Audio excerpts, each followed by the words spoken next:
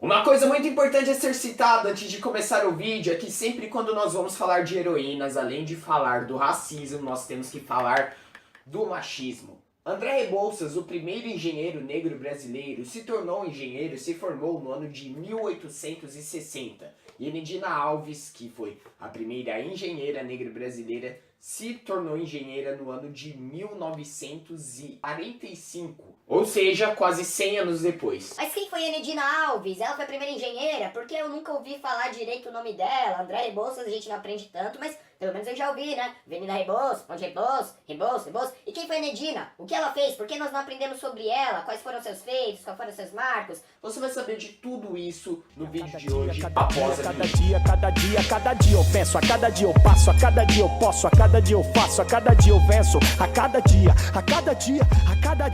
dia me torno um ser.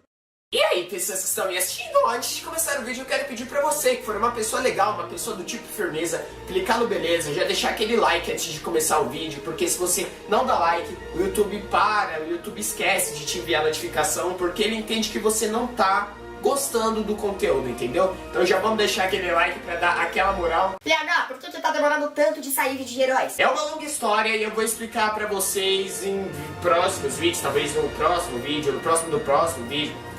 Eu vou explicar pra vocês, eu vou dar uma satisfação porque esse canal não é só meu, esse canal é nosso. Vocês precisam saber o porquê tá demorando tanto assim de sair vídeo de heróis. Mas o nosso assunto de hoje é sobre Enedina Alves Marques. E pra gente começar a nossa história, a gente tem que ir lá pra Curitiba no ano de 1913, que foi o ano em que Enedina Alves Marques nasceu. Mais especificamente, dia 13 de janeiro. Ela era filha de Paulo Marques e Virgília Alves, porém seus pais se separaram. Então ela e seus 5 irmãos mais velhos, acho que foram mais seus 5 irmãos do que ela, porque ela tinha 5 anos de idade quando seus pais se separaram, né? Tiveram que ralar para dar um sustento para a família, porque a sua mãe era empregada doméstica e não dava conta de sustentar 6 crianças sozinha, então tiveram que dar Dá uma raladinha. e galera, vocês estão ligados, né, que naquela época o casal se separava, velho, a mãe que se vira pra sustentar os filhos, né,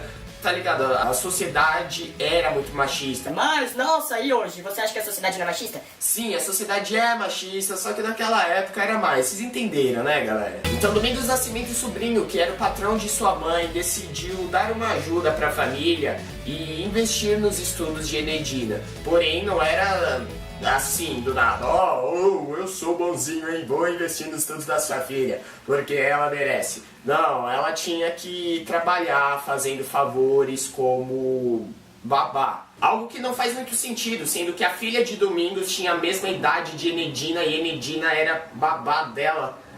Não fazia muito sentido, mas era isso que ela tinha que fazer em troca de bons estudos. Tanto é que ele matriculou a Enedina da mesma escola da filha. Nossa, então ele tratava ela como se fosse da família. Não, galera. Vocês estão ligados que não. Sendo assim, Enedina foi alfabetizada na escola particular da professora Luísa Dorfmund entre os anos de 1925 e 1926. No ano de 1927, Enedina inicia seus estudos na Escola Normal Secundária, onde termina seus estudos Na escola normal secundária. no ano de 1931. Um ano depois, 1932 até 1935, Enedina passa a trabalhar como professora nas escolas das cidades do interior, como Rio Negro, São Mateus do Sul. Porém, Enedina ainda sonhava com a universidade, então ela abandonou seu emprego nessas cidades do interior e voltou para Curitiba.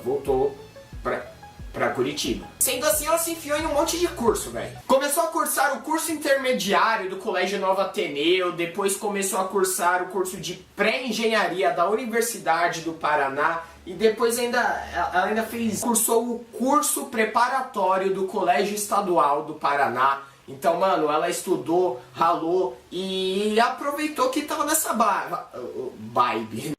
Aproveitou que tava nessa vibe, quero ser engenheira, eu quero me formar na universidade, então nada melhor do que me aproximar de uma pessoa que já trabalha nessa área. Foi assim então que ela se aproximou de Matias Caron, que era um amigo próximo da família de Domingos. Lembra o Domingos, o patrão lá de sua mãe? Então, ela se aproximou lá do Matias, só que pelo Matias, ele era um maluco racista. Então por ele, a Enedina não entrava na casa dele. Mas J. Caron, que era parente de Matias Caron, agora não sei se era filho, se era sobrinho, se era irmão, fez com que ele aceitasse Enedina na casa dele. Mas, velho, não foi de graça assim, então beleza, então vou aceitar ela agora. Não, ela teve que fazer favores de serviços domésticos e Enedina não queria isso, mano. Enedina, sabe, isso já foi o passado de sua mãe. Ela não queria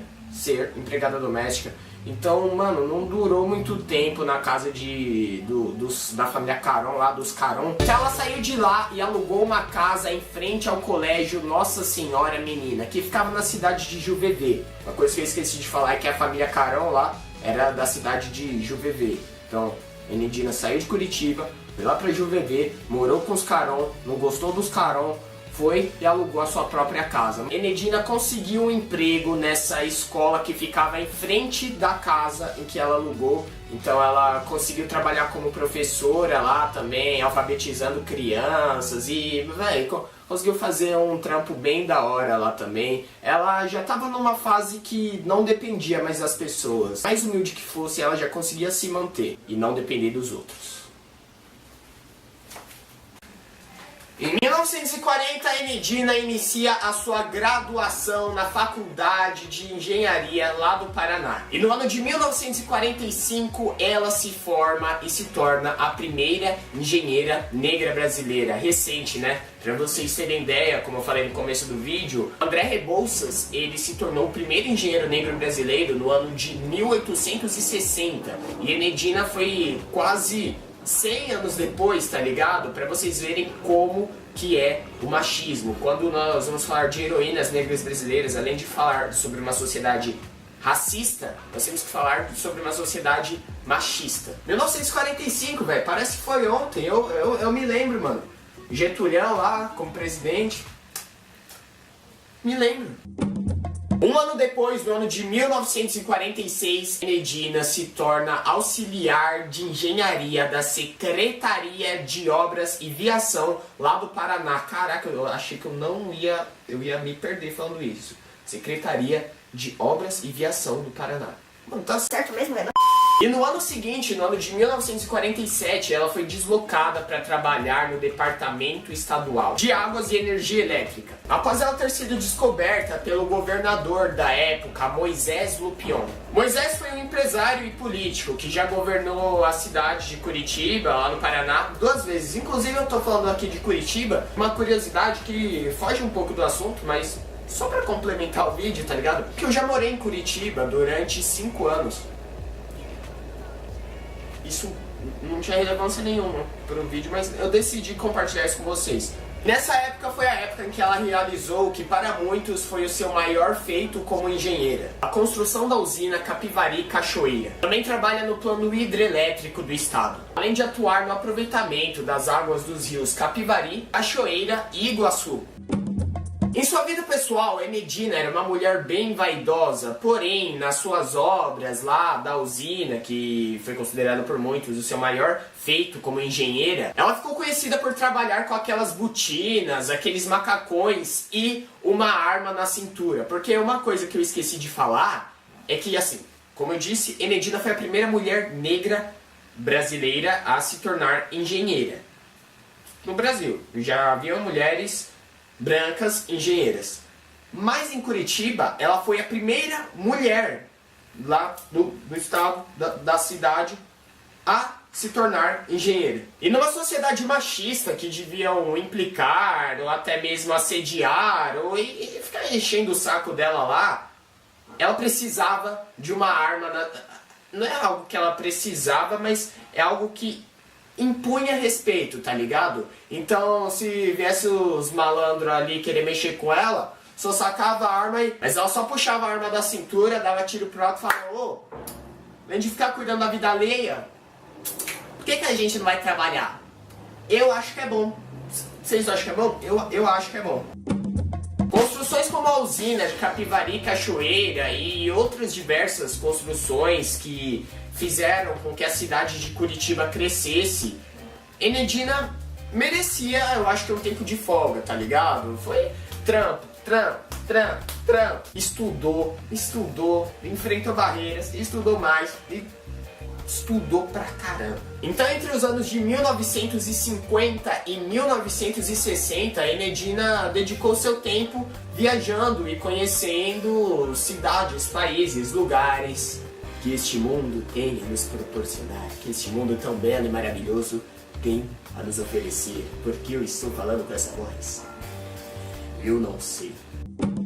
E durante esse período de 10 anos, no ano de 1958, o Major Domingos Nascimento Sobrinho, lembra? Era patrão de sua mãe, depois investiu nos estudos dela. Faleceu e deixou pra ela também os seus bens. No ano de 1961, quando a Enedina volta pro Brasil, o sociólogo Otávio Ianni entrevista a Enedina como parte de sua pesquisa Metamorfoses de um Escravo, que foi financiada pela Unesco. Em 1962, aposentou-se pelo governo do estado e recebeu o apoio do governador da época, Ney Braga. Enedina foi uma pessoa que soube aproveitar sua vida bem, não se casou, não teve filhos. O Domingos Nascimento Sobrinho morreu. Eu acredito que a família, por mais que ela tenha ficado com uma partezinha de seus bens, eu acredito que a família de Domingos, depois que ele morreu, tá ligado? Cagou pra ela, não teve mais consideração com ela. Sua mãe morreu, seus irmãos, o fim que deram, não sei, eles eram mais velhos, deve ter morrido, todo mundo morreu. Então a Enedina se tornou uma mulher sozinha, sem nenhum familiar para poder compartilhar suas vitórias, suas conquistas. Uma pessoa muito vaidosa também, ela tinha o espírito de feminista, tá ligado? Eu não preciso de homem nenhum para ser feliz. Então, no ano de 1981, ela morava no edifício Lido, e ficava no centro de Curitiba. Inclusive, eu acho que esse edifício existe até hoje. Se tiver alguém que seja de Curitiba, comente aqui embaixo, o edifício Lido ainda existe no centro de Curitiba? Confirmem aqui nos comentários, beleza? Nossa, mano, eu tô enrolando muito pra dar essa notícia, mas no ano de 1981, ela morava no edifício Lido, e foi o ano em que ela morreu, teve uma parada cardíaca e foi encontrada morta por lá, mas saca, demorou um tempinho pra ela ser encontrada, porque ela não tinha familiar, ela era uma mulher sozinha, então, sabe, eu acho que ela ficou um tempinho lá, morta, parada e ninguém sabia de nada, velho. Foi horrorosa a morte dela. E além de ter tido uma morte horrorosa, foi publicado nas matérias, nos jornais da época, da forma mais inadequada possível, tá ligado? Tiraram foto do corpo da Enedina jogado no apartamento. Foi algo tenebrosamente horroroso. Mas, mano, a morte de Enedina foi algo que realmente causou um abalo pra cidade de Curitiba, porque ela foi reconhecida por governadores e tudo. Ela tinha um nome, ela tinha uma história naquela cidade. Pelo menos na época, ela foi uma mulher que ficou reconhecida pela região. E a morte dela foi algo que trouxe um abalo, porque ela foi a primeira mulher engenheira da cidade. Então, tá ligado? Trouxe aquele impacto. E por mais que a Enedina não fizesse parte de nenhuma vertente, militância, do movimento negro, que é algo que seja um símbolo de resistência, um símbolo de persistência maior do que isso.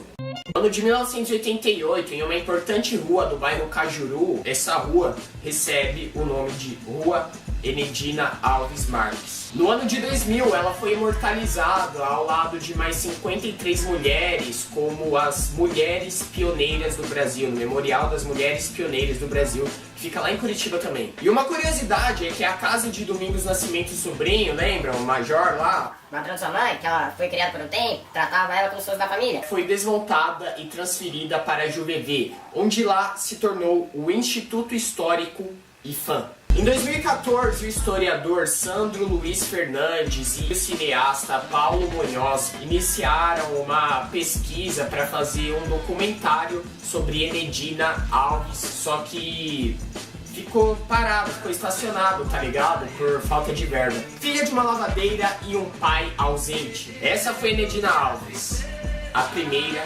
engenheira negra brasileira. Galera, espero mesmo que vocês tenham curtido o vídeo. Se vocês forem pessoas legais, pessoas do tipo firmeza, cliquem no beleza. E eu espero que vocês tenham curtido. Comentem aqui embaixo o que vocês acharam, essa pequena mudança no formato. E é isso. Obrigado pela audiência. Valeu. Falou. Tchau. Eu não sei onde que eu vou dar soco dos dois.